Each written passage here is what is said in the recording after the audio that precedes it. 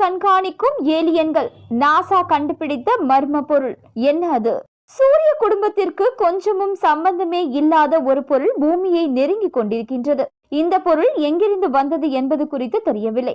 எனவேதான் இது குறித்து விஞ்ஞானிகள் அச்சம் தெரிவித்திருக்கிறார்கள்.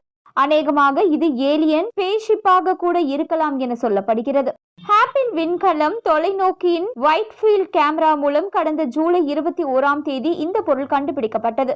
இதற்கு விஞ்ஞானிகள் 3i அட்லஸ் என பெயரிட்டிருக்கின்றனர்.